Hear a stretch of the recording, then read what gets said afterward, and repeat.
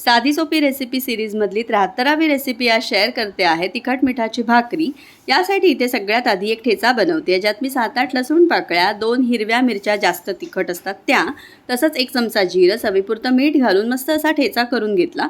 इथे मी ज्वारी आणि तांदळाचं मिक्स पीठ वापरणार आहे, ते 2 कप घेतलं आहे। त्यामध्ये पांढरे तीळ घातले 2 चमचे, चवीपुरतं मीठ घातलं, जो ठेचा करून घेतला होता तो घातला, भरपूर अशी कोथिंबीर बारीक चिरून घातली। कोथिंबीर नक्की घालायची, चव खूप छान येते। त्यानंतर अगदी थोडंसं लाल तिखट आणि हळद घातली आहे। लाल तिखट कमी घातलं कारण हिरवी मिरची वापरली आहे यामध्ये।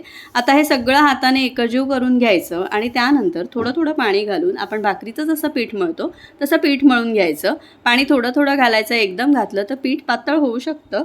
आता अर्ध पीठ मळून झालं की त्याची चव एकदा नक्की बघून घ्यायची, म्हणजे तिखट मीठ काही कमी असेल तर आपण ते घालू शकतो। आणि त्यानंतर मस्त असा गोळा मळून घ्यायचा भाकरीच्या पिठासारखा आणि 5 मिनिटासाठी बाजूला ठेवून द्यायचा।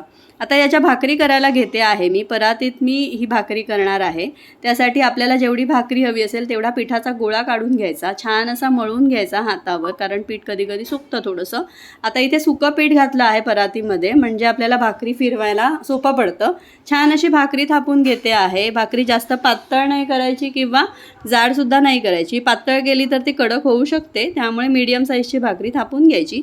एका बाजूला तवा तापत ठेवला आहे, म्हणजे आपली भाकरी थापून होईपर्यंत तवासुद्धा गरम होतो आणि त्यानंतर आपण ही भाकरी भाजायला घ्यायची। इथे बघू शकता तुम्ही, मस्त अशी भाकरी मी थापून घेतली आहे। फार पातळ पण नाही आहे आणि फार जाड पण नाही आहे, ही एवढी साईज असली पाहिजे भाकरीची। तुम्हाला हवी असेल तुम्ही कमी जास्त करू शकता, पण जास्त मोठी भाकरी असेल आणि जर प्रॅक्टिस नसेल तर ती तव्यावर घालताना तुटू शकते। यासाठी अगदी मीडियम साईजची भाकरी करायची सुरुवातीला।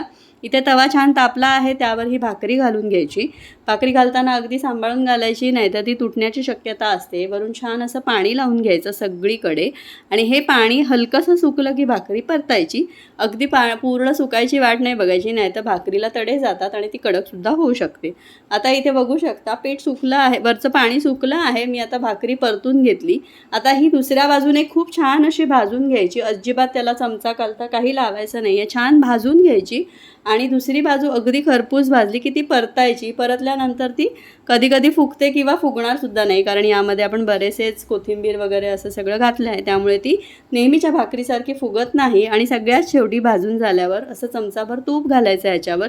तूप नक्की घाला, जनरली आपण भाकरीवर तूप घालत नाही, पण या भाकरीसाठी मी नक्की सांगेन तूप घाला आणि अशी गरमागरम भाकरी खाण्यासाठी तयार आहे।